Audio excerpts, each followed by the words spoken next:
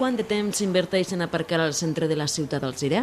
La respuesta variará dependiendo del día de la semana y también del mes. Bueno, yo he venido muy temprano y he encontrado fácilmente.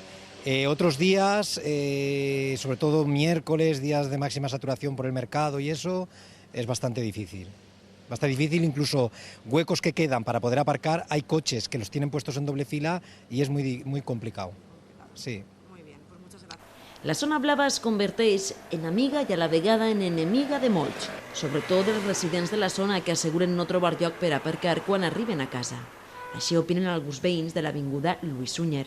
A mi me pareix fatal perquè jo penso que el carrer és de tots i no entenc per què jo tinc que tindre més problemes per aparcar que una altra persona que visca en una altra zona.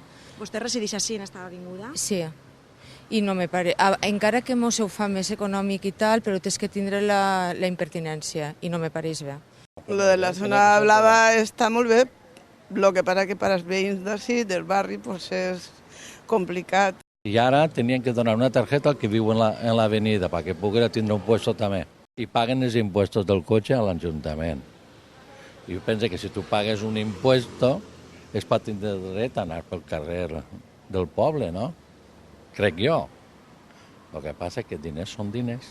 Tot un dia un cotxe, uno que tinga la tendesta, per exemple, no sé què li costarà, però li costarà de 4, 5 o 6 o 7 euros, no?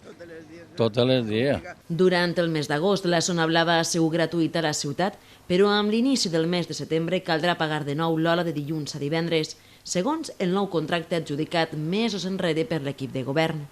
En el mes d'agost ja això no costa, però en hivern és increïble per aparcar. Entre aquells que no són residents, les opinions són més variades. Alguns no veuen amb bons ulls la zona blava i les molèsties que comporta. Haurien de, ja sé que paguen els prou impostos, haurien de no pagar-se impostos ara per el tema de la zona blava. Pues és la molèstia i a part del tema d'estar pendent de l'hora, del moment en què tens que reposar el tiquet i això. Però... Altres consideren que es tracta d'una fórmula positiva ja que obliga a moure el vehicle i no romandre estacionat per un període llarg de temps. Me parece bien, supongo que es para que la gente vaya moviendo los coches y podamos tener... Son estacionamientos un poco de paso, o sea, para corto tiempo. Se saturan las ciudades y hay que hacerlo un poco así, porque si no, no habría manera de aparcar, dejaríamos los coches y no nos moveríamos. No, supongo que está bien. Però de nou escoltem la veu dels residents d'aquesta zona d'Alzira, els quals asseguren que hi ha vehicles estacionats durant tota una setmana. Tu eres al poble, aplegues carregaeta per a casa i no pots estacionar perquè n'hi ha que es deixa el cotxe tota la setmana.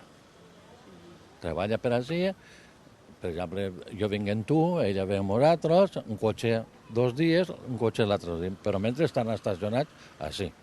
De moment, i amb el nou contracte, dissabte i diumenge, la zona delimitada per l'hora serà gratuïta i, per tant, per estacionar no haurà de pagar.